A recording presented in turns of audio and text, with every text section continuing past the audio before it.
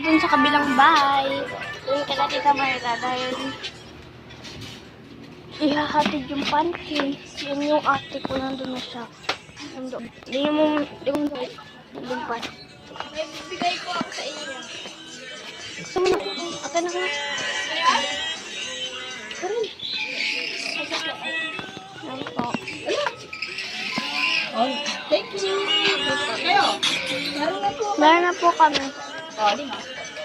Di ba nilalagyan nito ng asukal? Yun, balik na tayo doon. Tapos tingnan niyo yung mga alaga dito. Eh, wag na pala. Uwi na tayo. Nauna na naman yung ate ko. Ate ko magaling. Ayun o.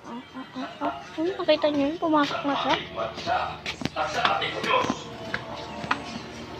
Iniwan na naman po sa ero. Ah?